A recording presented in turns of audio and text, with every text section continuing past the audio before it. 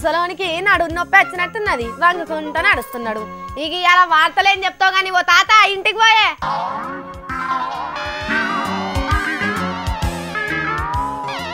హగో ఏంది ఆయేషం కొత్త అవతారం కట్టినావు, ఏంది కథ?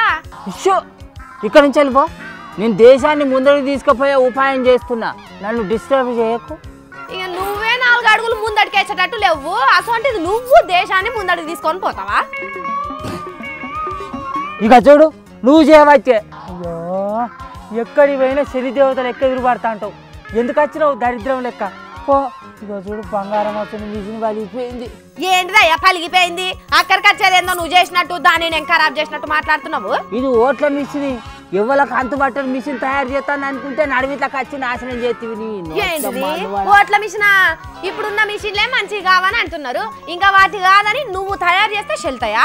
ఓ పిల్ల, నేను తయారు చేసే మిషన్లు అంటే ఎవరికి అంతుబట్టాయి, నా ఓట్ల మిషన్లు అంటే ఆశామాసి మిషన్లు కావు. ఏంటిదయ్యా నీ మిషన్ల గొప్పతనము? ఏ గుర్తు మీద ఓటు ఎత్తితే వాళ్ళకే పడుతుంది, నా మిషన్ తప్పుతో పట్టించుడు ఎవరి తరం కాదు. ఇంతకు నిన్ను ఓట్ల మిషన్లు తయారు చేయమని ఎవరు చెప్పిండ్రు? ఎవరో చెప్తేనే చేస్తున్నా నేను, నాకు తెలియదా ఎప్పుడేం తయారు చేయాలనో.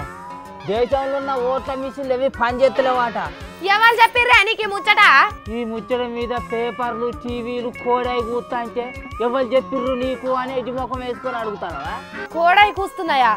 ఏది సయ్యద్ సుజానట్ ఆయన చెప్పిన ముచ్చట మీద నువ్వు ఓట్ల మిషన్లు తయారు చేస్తున్నది? అవును పిల్ల అవును, బంకమట్టి గుల్కరాళ్ళు గుమ్మడాకులతో కలిపి మిషన్ తయారు చేస్తానా. ఇప్పుడు ఇక ఎవరి కోటేస్తే వాళ్ళకే పోతుంది, దారి అప్పుడు అదే ముచ్చటే ఉండదు. ఇక నీ అవ్వ ఆ మనిషి ఎవలో ఆయన చెప్పింది నిజమో అబద్ధమో తెలియదు, ఉత్తగానే ఆగమైతే ఎట్లనే తాత? అరే నిప్పులేందే పొగ రాదు కాదు పిల్ల. రాదు గాని చీకట్ల బాణం వేసుడు కూడా కరెక్ట్ కాదు కదా. దేహా నువ్వేదో ఒకటి చెప్పి అటు పడుతూనే ఉంటావు, నేనైతే మంచి మిషన్ తయారు చేస్తా. తాత గింత ఆగమవుడు కంటే వెనకట్ లెక్క కాగితాల మీద ఇంకు సిరా ఒత్తుడే ఉత్తమం అనిపిస్తలేదా అని నీకు?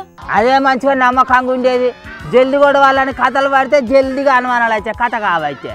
అందుకే మట్టితోటి మిషన్లు తయారు చేస్తా, మంచిగా ఉండదు.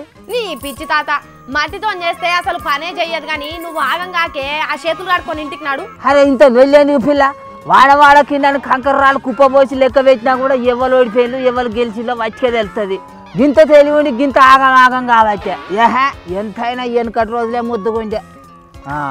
మరి కాదా అనుల్లా, ఇంకేం మిషన్లు తీసుకొని వస్తారో ఇంకేం టెక్నాలజీ వాడతారో గానీ ప్రజాస్వామ్యం మీద గౌరవం పెరగాలంటే ఈ అనుమానాలు లేని రోజులు రావాలి. అది ఎప్పుడు వస్తుందో చూడాలి.